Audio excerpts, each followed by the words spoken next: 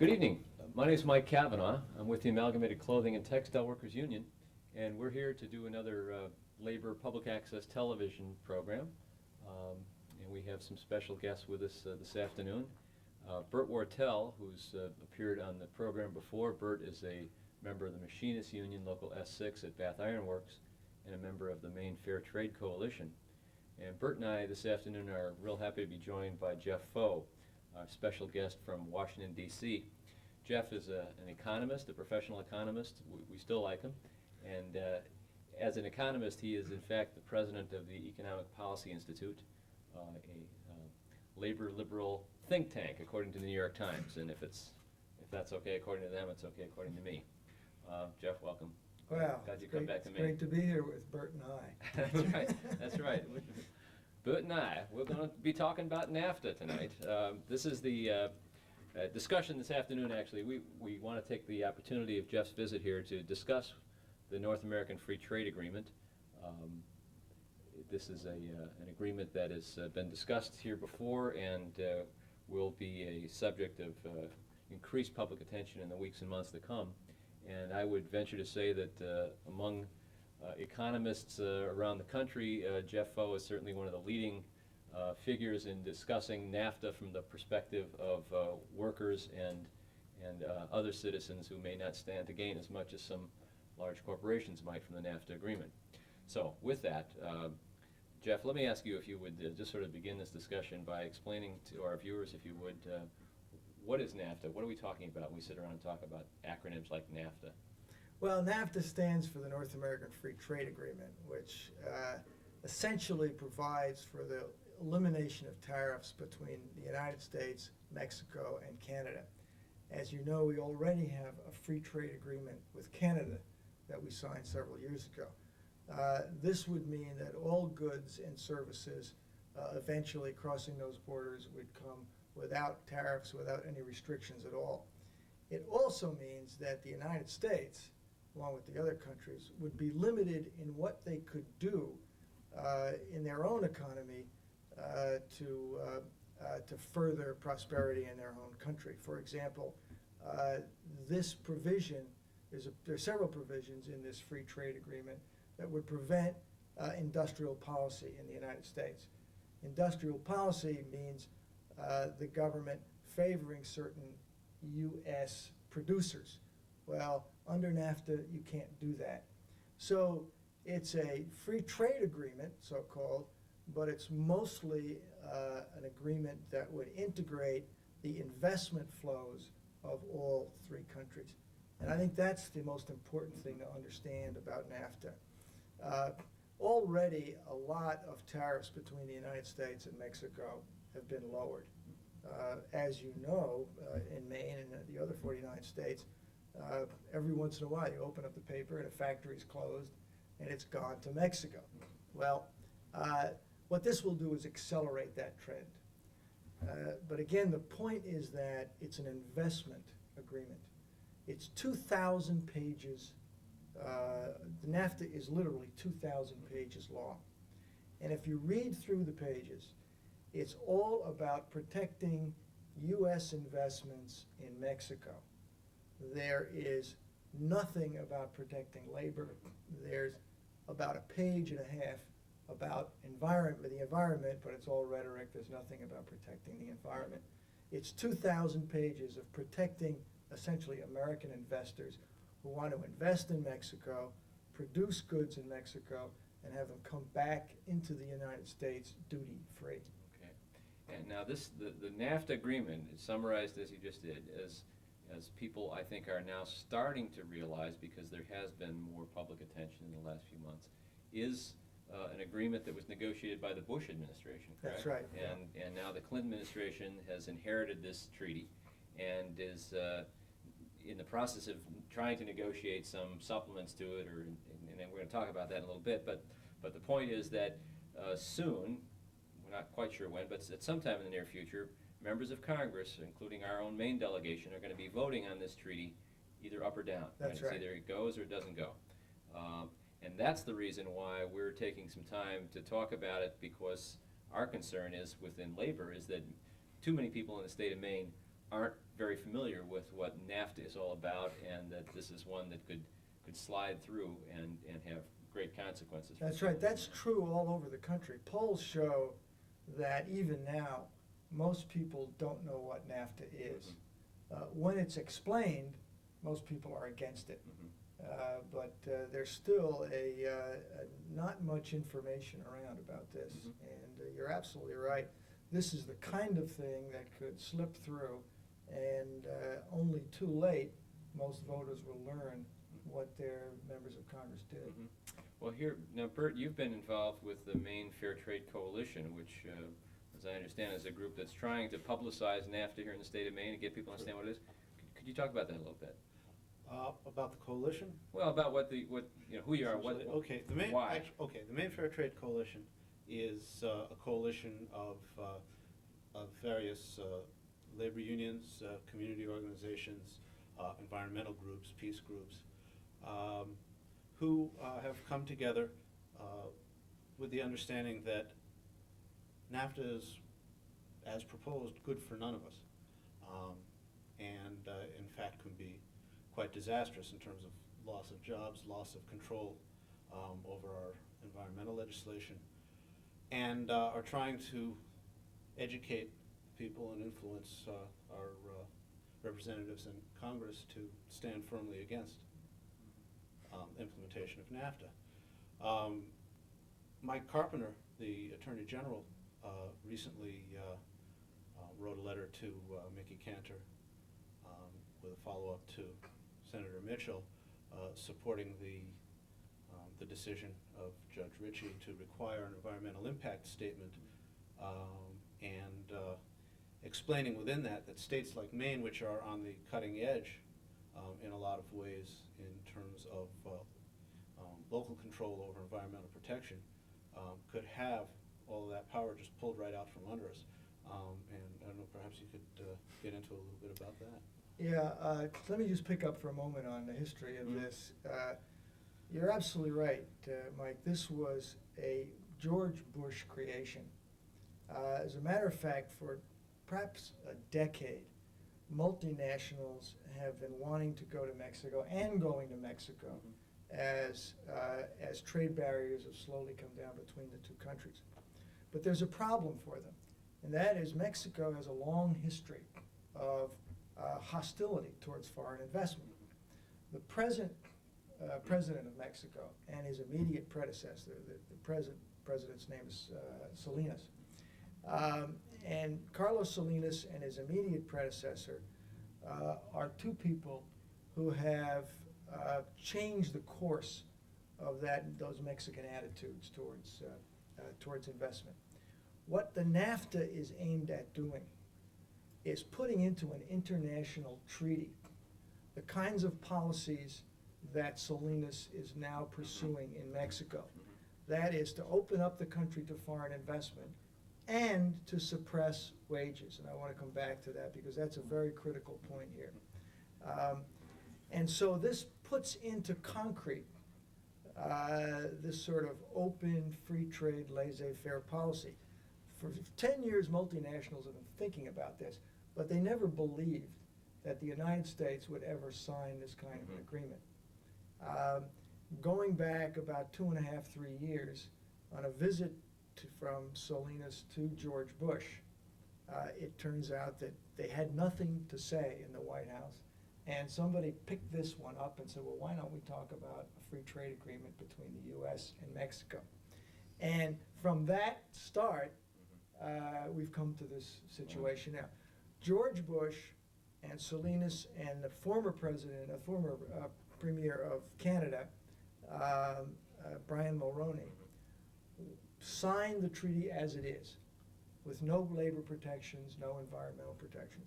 During the campaign, this recent presidential campaign, Bill Clinton said, well, he was sort of for it in principle, but not until there were labor and environmental protections tacked on through side agreements. And that's what's going on now.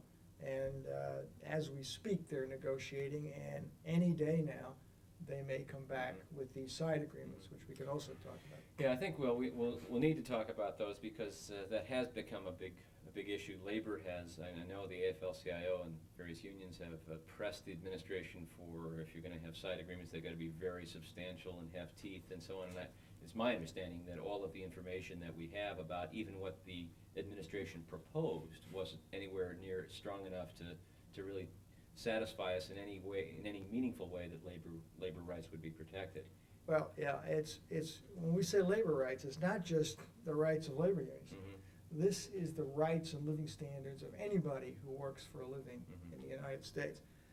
The key idea, the key problem with NAFTA is this. We all know that Mexicans work for a lot less than Americans do. But the problem is not just that Mexicans have lower wages. They have low wages combined with high productivity. Mm-hmm. The argument for, most people say, well, this is crazy. Why should we have an agreement with Mexico where our living standard, our workers have to compete against their workers who are making 1/8 to 1/10 of ours? Well, the economists say, and George Bush and people around Clinton as well say, don't worry about that. The Mexicans have low wages, but their productivity is low. So if you're a manufacturer and you go to Mexico, you gain because you're paying lower wages, but the theory is lower wages mean lower productivity, so you're losing because the workers are not as efficient. Mm-hmm. That is the official argument for NAFTA. Now, the problem with that is that it makes good theory, but it doesn't float in real life. Mm-hmm. Productivity in Mexico rose 28% during the 1980s. Real wages fell 24%. I visited a plant in the Maquiladora area of Mexico near Tijuana. This was about 3 months ago with the Majority Leader Gephardt and a number of members of Congress. Now, we walked unannounced into a Sanyo plant in Tijuana. They were making television sets and television parts and shipping all of their production to the United States. We talked to the manager, who was an international vice president of Sanyo, and they have a sister plant in Arkansas. So the first question was, what's the productivity of your labor in Mexico here versus the productivity of your labor in Arkansas? Mm-hmm. Right? We're not talking about New Detroit York. or New York or Los Angeles, we're talking about Right. Arkansas. So he said, well, we have a 4.5-year-old plant, which was interesting. Mm-hmm. I mean, you don't see too many brand new manufacturing plants in the United States. No, hardly. 4.5-year-old plant. He said it's taken us 2 years to catch up to the Koreans, and now 4 years later, we are at the labor productivity of the United States. So the second question was, what's the ratio of your entry wage here versus the entry wage in Arkansas? And again, this is a low-wage state. Mm-hmm. And without blinking an eye, he said to me, 1 to 10. Now, this is not some economist survey, right, or theory. This is the guy who writes the checks. So the notion that you don't have to worry about low wages in Mexico because productivity is low just doesn't stand up. And of course, the reason is that this investment is going to Mexico, building new plants with the modern equipment. This plant that I visited had modern equipment. Half of it came from the United States, half of it came from Japan. They were automating assembly lines, and so you get cheap labor, modern equipment, and trainable labor. Which is a very important point. Trainable labor in the sense that we're talking about generally younger workers? Younger workers, we women, visited a what they call a colonia, which is a neighborhood, a little neighborhood in this area. We visited several. And on one occasion, we talked to maybe 25 women workers in this little colonia. And most of the workers on the assembly line are women. And they told stories about how if they tried to complain about working conditions or complained about health and safety, if they were pregnant and had some questions about the stuff that they were using on the line, they got just fired like that blacklisted. And then one woman said, she said, well, it doesn't matter too much in the long run anyway, because they never hire anyone over 25. So they've got these people between the ages of 15 and 25, mostly women, put them on this assembly line, wear them out, throw them away, and they know that there'll be plenty of labor after that. Yeah. Well, I certainly I've read some things to that effect. I must say I've never really talked to anybody who's been there, and this is really fascinating. Well, I can give you the name of the plant and the name of the manager. This is not theory, in Yeah. your point. Well, I know one of the things that is often said is that, well, we have to have this trade agreement because, well, this is a global economy and we have to compete, and you know, many arguments are raised, and I think we want to talk about some of them. But one of the points that I know has been publicized here in Maine, in fact, the local daily newspaper here in Portland, for instance, is editorialized in favor of the NAFTA agreement, and we're not quite sure why. It seems as if they're writing their editorials from someone else's, perhaps, press releases, but they have said in the context of their editorial endorsement that this is going to be a gain for both countries, and that in fact the United States is now running a trade surplus with Mexico. That is, we are exporting more goods to Mexico than we are now importing from them. I think I have a theory as to what we might be exporting to them, but you want to take a stab at that? Where is this trade export? Well, yeah, surplus? that is probably the best argument that the people for NAFTA have. And here's why it doesn't fly. First, they say we have a trade surplus with Mexico, which we've had for 2 years. All right. They say we've had this because Mexico is loosening up its trade barriers, and we're having more free trade over the last 6 or 7 years, and now we're having a trade surplus. This will carry us into the future, right? We'll have a trade surplus forever. First thing to understand is that this is what Clinton is saying to the Americans, that NAFTA will bring us a permanent trade surplus with Mexico. Salinas is telling the Mexicans NAFTA will bring us a permanent trade surplus with the United States. Now, simple arithmetic tells you that both countries can't be running trade surpluses with each other. That's the first thing. This is an economist, folks. You're hearing this from a real economist. The second thing is this. We ran trade surpluses with Mexico in what they call the bad old days, during the 1970s, when Mexico was hostile to foreign investment, when they had a lot of their industry nationalized, when they had an anti-American government. So you ask yourself, well, we had a trade surplus when we had trade barriers. Now we have a trade surplus where we have less trade barriers. It can't be that the trade barriers, it can't be the trade barriers that make a difference, because we had a surplus when we had them, we have a surplus when we haven't. So the question is, why are we running a trade surplus? Now, if I had a blackboard here, I would draw what's happened to the Mexican peso over the last 10 years. And the Mexican peso versus the US dollar it first went down, and then over the last 7 years went up. Now what that means is that the peso is, economists call this, overvalued. When the peso is worth more than it should be worth more, it makes Mexican goods more expensive and American goods cheaper. When our dollar goes down versus the French franc or the German mark, what it is good for U.S. business, because it makes our goods cheaper and theirs more expensive. Well, that's what's happened. Even people who are pro-NAFTA will tell you that the peso, as soon as this treaty gets signed, or the next Mexican election, which is going to happen next year, the peso has to go down. They can't keep it up. When it goes down, that trade surplus disappears.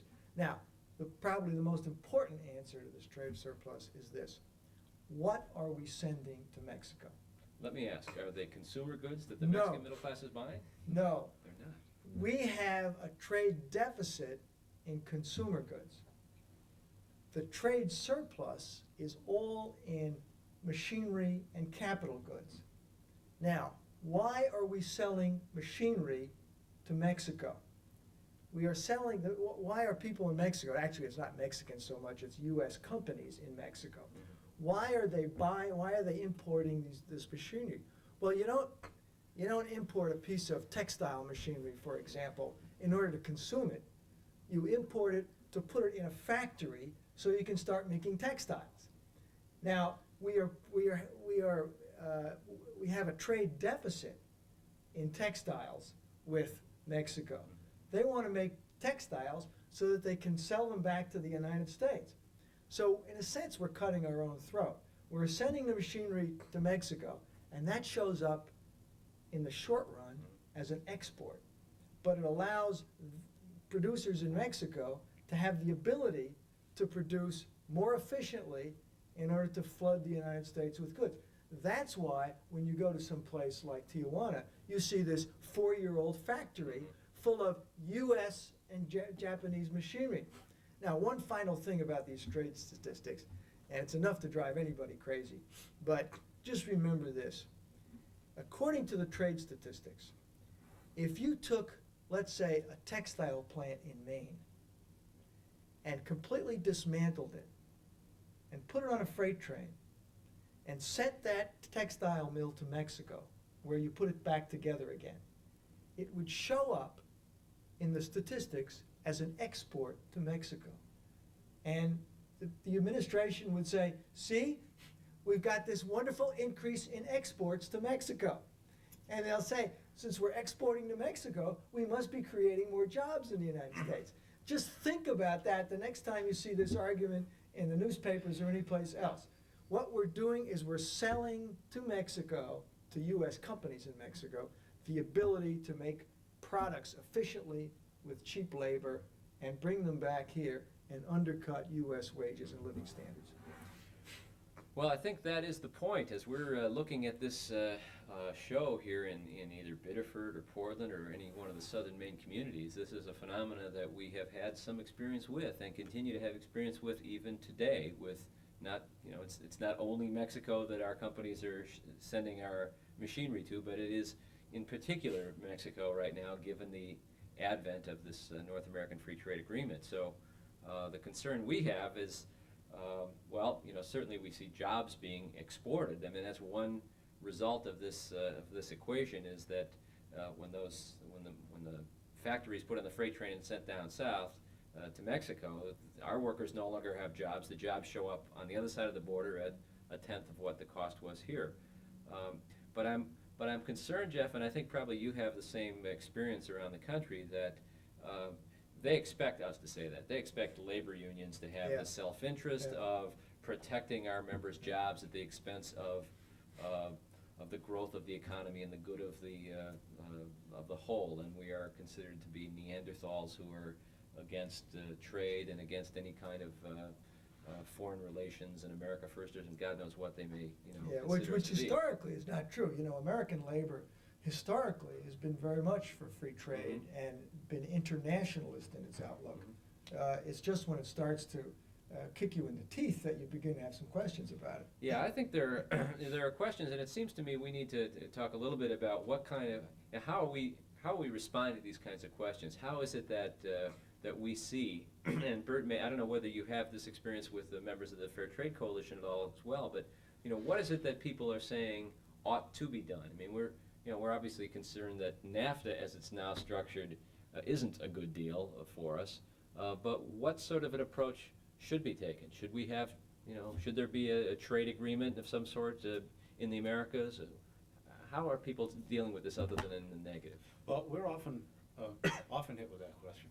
And, of course, our response frequently cites the European community experience and the approach that integrates economies in an upward fashion by supporting the poorer countries to bring them up into an area where their standards approach the wealthier countries before even beginning to integrate their economies. And also was very carefully thought out over and approached over a period of almost 40 years now, and which has the political input of the entire spectrum of society and isn't just crafted by the so-called captains of industry.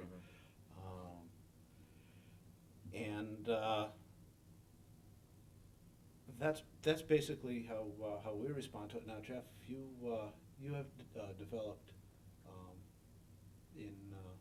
I've been hearing about a paper you gave about 4 years ago, even before this was such a huge hot issue, about the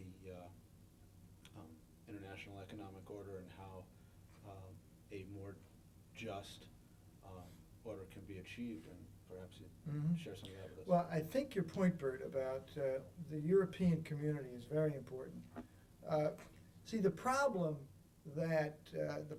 with low wages and high productivity, you might ask, well, why is it that way?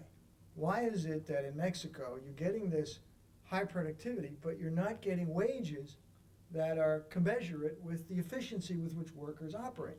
See, if workers in Mexico were getting paid according to their productivity, it wouldn't be such a big deal. And why wouldn't we want to see Mexican living standards increase? I mean, from my point of view, I think the whole point of an economy is that everybody's living standards should increase.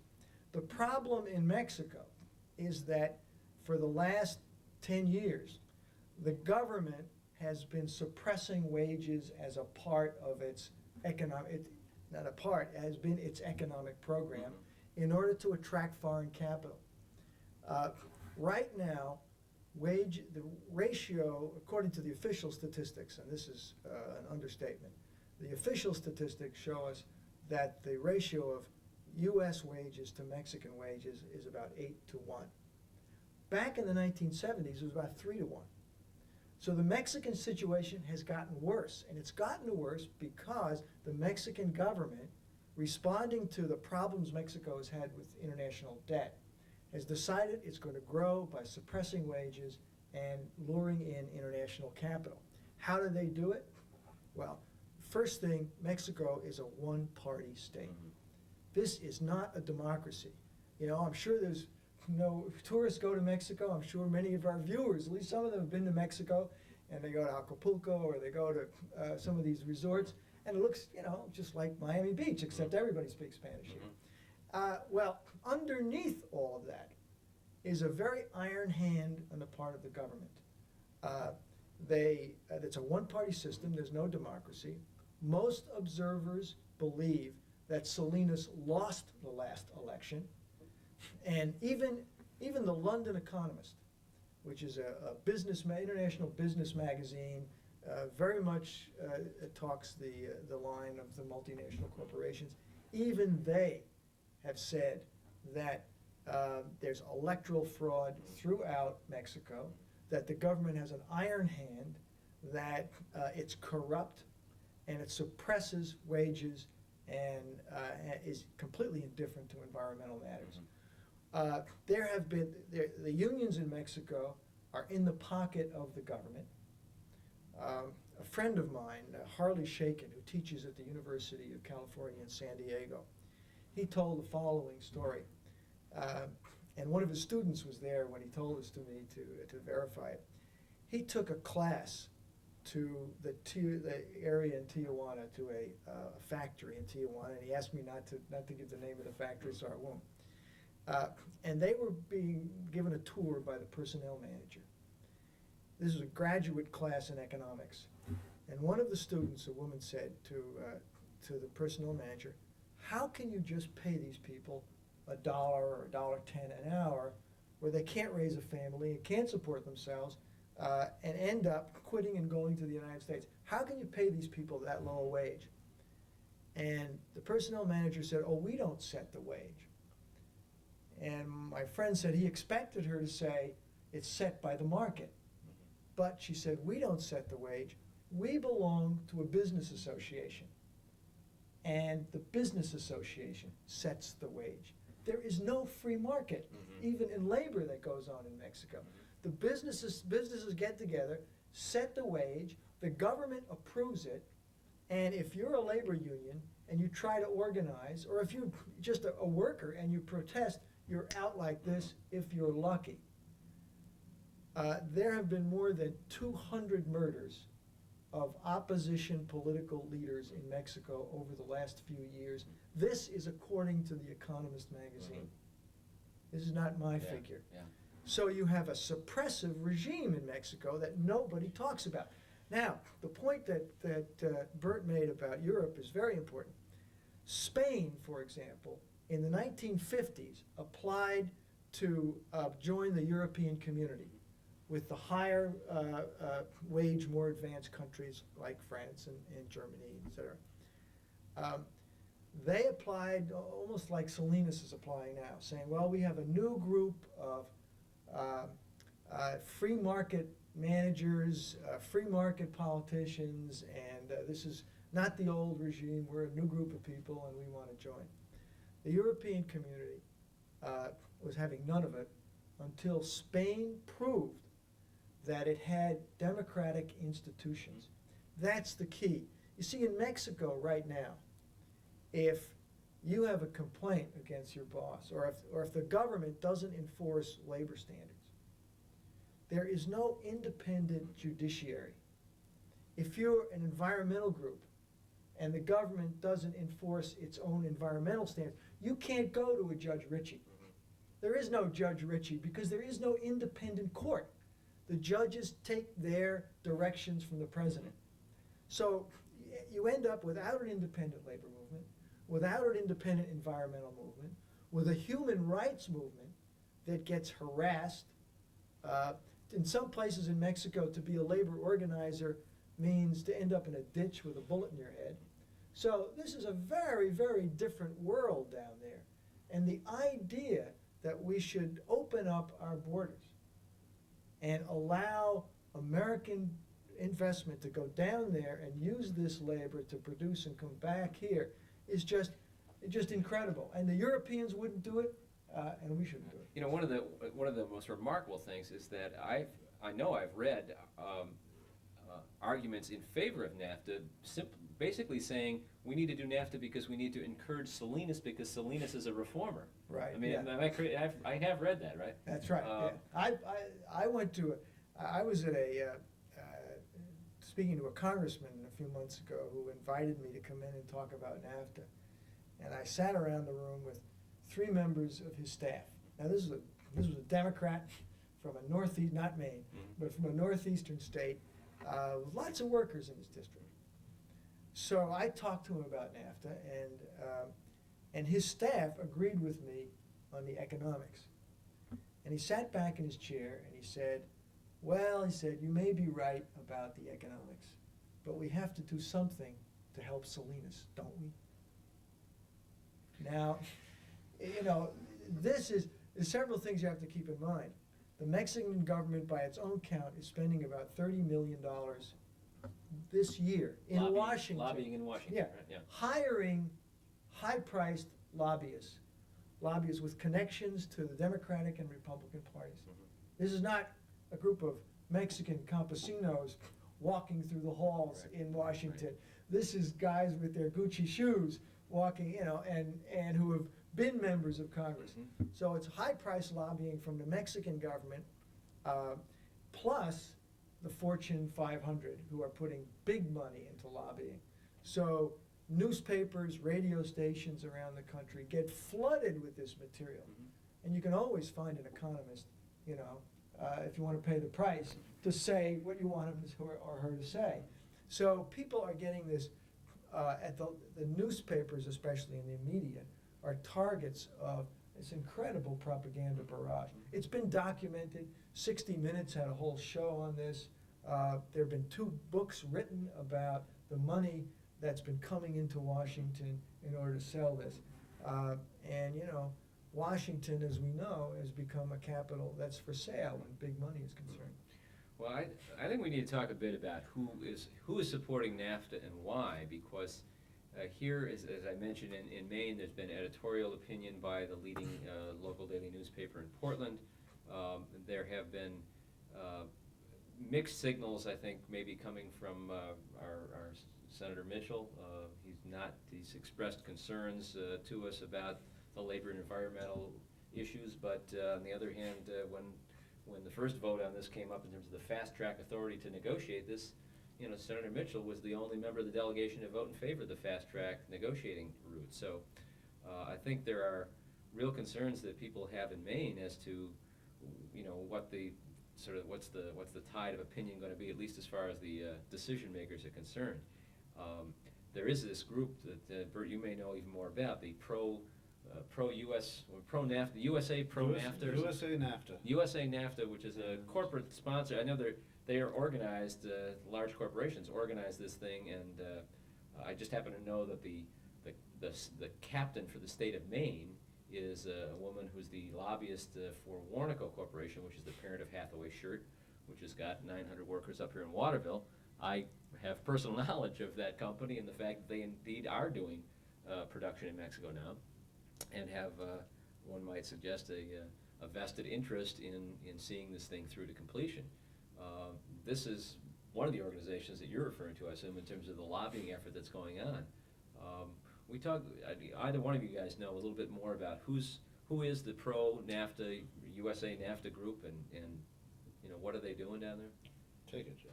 Yeah, I don't know if you Well, had any more. there are several kinds of people who are pushing NAFTA. One clearly are the large corporations who want to go to Mexico, take advantage of the cheap labor, and use the American market. The leading company is the company that's leading the business roundtable, which is the large Fortune 500 corporations, is Kodak. And there are textile firms, there are automobile firms, chemical firms, oil companies. There's the gamut of major manufacturing and banking firms. We can get to the finance part of this later if you'd like. So first, it's the manufacturers who want to use the cheap labor. Secondly, there are people who honestly believe that free trade works. These are people usually who, many economists believe free trade works. It's part of economic dogma. And free trade does work under certain circumstances. Under circumstances where there's full employment in both countries, where capital doesn't move, and where labor is free in one country and free in the other country. Well, these conditions don't work in Mexico. So you could make a case for the United States and Japan having a free trade market, much better, or Europe, but much better than you can for the United States and Mexico. So there's a lot of theoretical noise out there in this debate. See, historically, one of the things to remember is that after World War II, when the United States ended up with most of the manufacturing in the world, we were the only people who made autos and most consumer items. We started to develop a mindset here that free trade would always work for us. Well, sure, if you're making 86% of the automobiles in the world, then you want free trade because you're the most efficient, most productive guy on the block. There's only two nations in the history of the world who have really been for free trade. One was England in the latter part of the 19th century because it was the first to industrialize, and the other was the United States after World War II, both situations where they had monopolies over trade. But that's gone now. The United States is not number one anymore in so many markets. But there are people whose mindsets are still back in the 1950s, the 1960s, the early part of the 70s. And I can tell you for professors of economics, once you've got something set in your head, it's very, very hard to get rid of it. So there are people whose economic self-interests are involved in this, and there are people whose ideas are 20 years old. Right. And then there are the politicians who are, as usual on every issue, have their finger in the wind. And so, Shocking. Yeah, and so they're going to respond to, to political pressure in a democracy. Well, that's something we certainly need to talk about. What's the politics of this thing look like? We just, as we're sitting here taping this afternoon, we just concluded last night the budget deal in Washington was approved finally by the Senate by the narrowest of margins and so on. And now something's going to be on the agenda next, and the speculation that it may be maybe healthcare, maybe NAFTA, who knows? But at some point, this is going to come down the pike now to the members of Congress. And I guess one simple question that I have is, how is it that Clinton is championing? To what extent is he championing this thing? How did he get stuck with it? Is he ideologically supportive of this? Is it? It seems to me politically a bad idea for him, or for the Democrats, to be really associated with this thing. I guess I don't get it. And Yeah, well, I can't psychoanalyze Bill Clinton. I can tell you that I had 2 conversations with him during the campaign about this. And he said, well, I've always been a free trader, always believed in free trade, which he shares with 95% of politicians who haven't really thought through the idea. He said, but I agree that we need labor and environmental safeguards. I think the administration is under great pressure from the multinational corporations.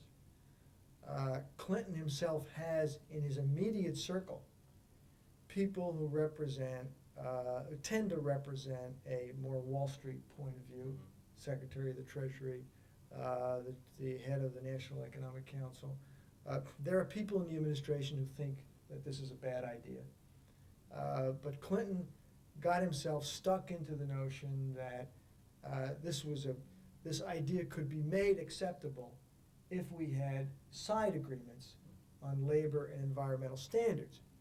Now, the problem with those side agreements is that you have a government in Mexico that has shown that it has no intention of enforcing any kind of international labor standards.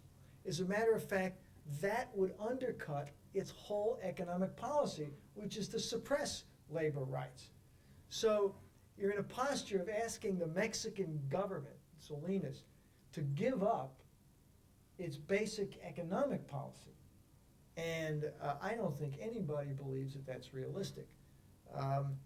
The side agreements so far, and any day now they may announce the side agreements, we have seen the U.S. draft. The United States, Canada, and Mexico all put draft side agreements on the table for the negotiation. Now, you have to assume that the U.S. draft is the best you're ever going to get, because the United States is the only one of the 3 that's raising these questions at all. Mexico provides for no common labor standards. It says every country is, it's up to every country to decide on its own labor standards. So that means if Mexico decides to allow children of 9 years old to work in the factories, that's okay under NAFTA. If they decide to have no health and safety rules and regulations, that's okay under NAFTA. If they say it's okay to have open pollution of waterways and the air, that's okay under NAFTA. And underneath the U.S., it's okay under the U.S. side agreements, as long as they enforce whatever laws they have. So the first question is, if they decide not to have any laws that are worth anything, there's no enforcement of that. Then the U.S. draft lays out an incredibly complicated procedure for anybody to bring a complaint. I won't bore you with the details, but we figured out a worker would have to go through 27 different steps.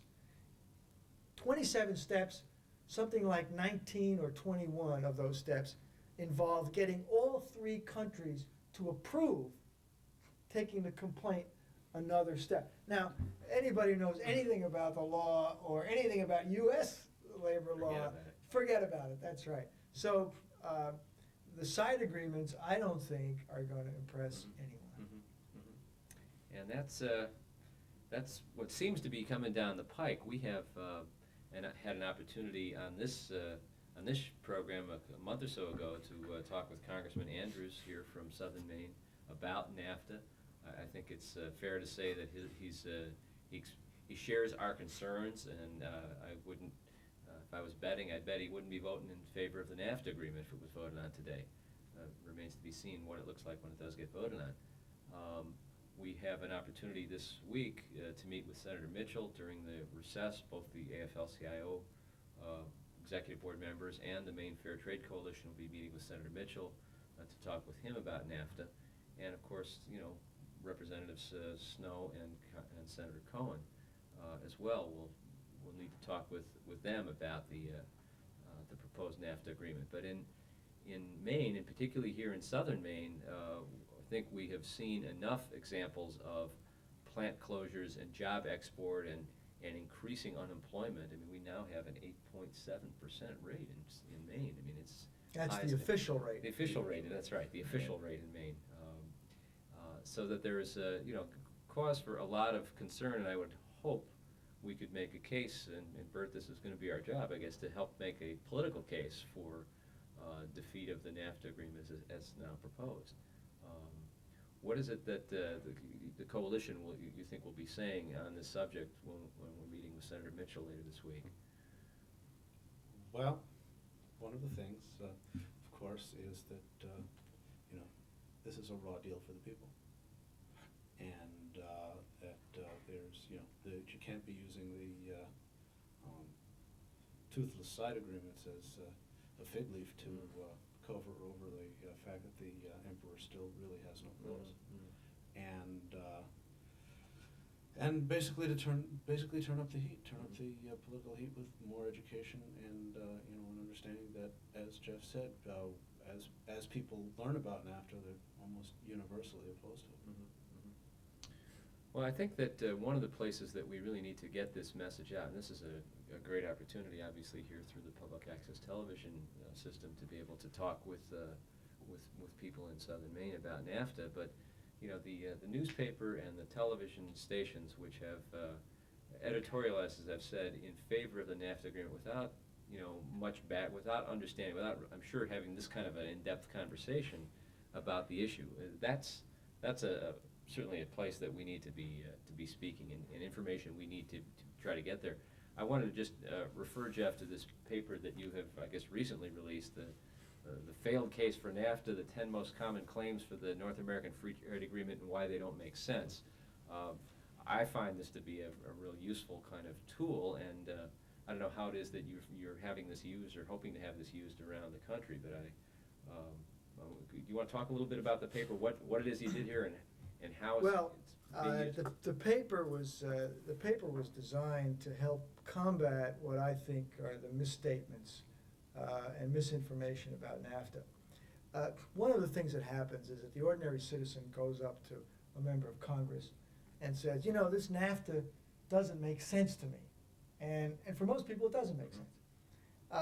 And the member of Congress says, well, of course, this is free trade, and free trade always works.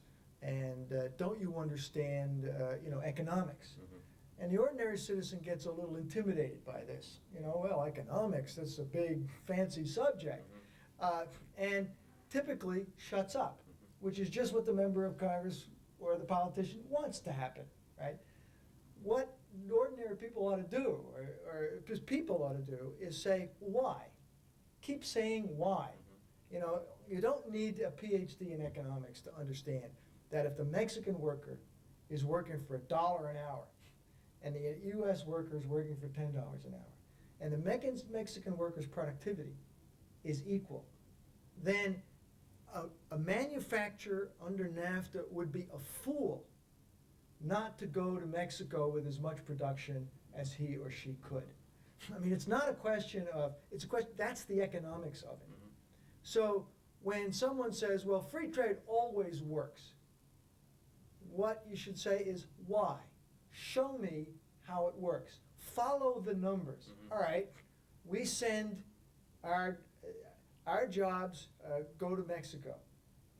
The market goes to Mexico, Mexicans produce, and then what happens? What do they do with the dollar? They'll say, well, of course, Mexicans will buy U.S. goods. Well, just think about it yourself. If an American has $10, goes into the store and buys U.S. goods, right? That's $10 worth of spending and $10 worth of economic growth. Now you're saying, oh, the Mexican will take his dollar, go into a Mexican store, and somehow that will create jobs in the United States, that equal the $10 worth of jobs that have been lost. Just sort of trace it out in your own mind with arithmetic. And it turns out that the argument for NAFTA under the so-called free trade theory just falls apart. The important thing is not to be intimidated when people say, well, you don't understand economics. And the answer is, okay, explain it to me. Explain it to me how when the high-wage jobs are lost here and the work goes to Mexico, that benefits Americans. And you're going to get some very interesting answers. Well, I would think that day is coming very soon here for all of us in the country, really. Here in Maine, we have an opportunity in the next few weeks to talk to our representatives. Will be, I think they're all coming back to Maine for a while. Everybody, of course, comes to Maine here during the month of August, including our congressional delegation, most of whom come to Maine even more often than just August. And we do have an opportunity to meet with them and raise these kind of very basic questions. This, again, I don't know that you have any insight, maybe you do, as to when you think this is going to come up in the Congress, but it seems to me that people need to be raising this right now. Oh, it has to come up in the fall. As a matter of fact, there was a rumor yesterday when I left Washington that within the next few days, the administration was going to announce that it had agreement on the side agreements. Now watch this, because what they did last time is they announced they had an agreement on NAFTA, but nobody could get a copy of the agreement. And it was at least a month or more before anybody could actually see the agreement. Then, in order to see it, you had to pay the government printing office $50 to buy it. So be very careful when it gets announced. You want to see what that document says. But at any rate, they have to send the side agreements and NAFTA to the Congress sometime by September. Otherwise, the time limit on the agreement runs out. See, NAFTA takes place on January 1st. That's right, yeah. And if they don't sign it, then the treaty doesn't go into effect. It's a complicated formula, but they have 60, the House has 60, the Senate, under certain circumstances, has 90 legislative days, which is not calendar days. Those are days that the Congress sits. So it's a very tight schedule, and I would expect certainly by September, but probably within the next month, if not the next week, if not the next few days, the administration will announce that it has an agreement with Mexico and Canada. And when that announcement is made, it seems to me reasonable to suspect that the intense lobbying effort that may be going on within Washington now might well turn out to have a much more public face out in the rest of the country. And then I think we can probably expect, whether it's television commercials or certainly newspaper advertisements. I know that in influential publications like the New York Times, there's been whole advertising / editorial sections that pro-NAFTA forces have taken out in the New York Times to help convince opinion makers. We don't have a great deal of a war chest for lobbying on this issue. We have vehicles like this, and we're real fortunate to have resources like Jeff with us. And I'm sorry for our viewers, we've been lost in conversation. I haven't had a chance to remind anyone, although we're rapidly coming to the close of our show. If you've tuned in the last few minutes, we're watching another edition of Cavanaugh's Corner, the Labor Talk Show, with Burt Wartell and our special guest, Jeff Faux, the president of the Economic Policy Institute of Washington, D.C. And Jeff has been sharing with us for the last hour his views about the North American Free Trade Agreement, what it is, what it means for working people and citizens throughout the state of Maine. And I think, Burt, if you might want to try to help put a little closure to summaries to what we see here. Well, essentially, 772-0792 if you want to get involved in working to oppose NAFTA. We'll point you in the right direction. We have 1,000 postcards that you and your organization can use to Let your representatives in Congress know that the people don't want this raw deal shoved down our throats. Also, messages of support to our Attorney General, Michael Carpenter, congratulating him for taking a position supporting Judge Ritchie's decision to require an environmental impact statement from the federal government before they can go through with submitting NAFTA are important, and messages to the President to comply with the environmental impact statement requirement and stop fighting it in the court. And basically get involved. The voice of the people is what we've got on our side. Okay, thank you. And Jeff, I assume you're, I know, on vacation for a while, and you'll be heading back, and I assume that you and your colleagues at the EPI are going to be involved right up through the final vote on NAFTA. Yeah, we think this is a very, very important issue, that if this goes through, you can kiss goodbye the efforts to really have a high-wage strategy in the United States for international competition. This will encourage every manufacturer in the country to respond to his or her competitive problems by either going to Mexico or threatening their workers that they will go to Mexico. Either way, you lose your job or you get your wage cut. I don't think this is a future that we want for America or for Maine. And it's certainly not a future that we can afford in Biddeford and Portland and southern Maine, because we're facing that situation now, I think, as the companies that we deal with are concerned about their competitors going to Mexico if they're not, and the pressures are already on us all to retrench and cut back and find ways basically to do with less workers and less hours worked and less wages to do them with. So this is it's a critical issue that's facing us. I want to thank you, Jeff, for coming and spend a little time helping to talk with people here in southern Maine about NAFTA, and we really wish to see you on. Hope you'll be on McNeil Air in the months to come and help get this message out across the Well, country. thank you. It's Okay, always appreciate good to having see you. you, and you're doing good work Okay, here. well, thanks a lot. Okay. And thank you all for tuning in. Another edition of the ever popular Cavanaugh's Corner Labor Talk Show. Otherwise known as Mike's World. Mike's World, Party okay. on. Or but not. Thanks again. Thank you, Jeff. Okay. Good. All right. All I right. guess we're wrapped up. Hi.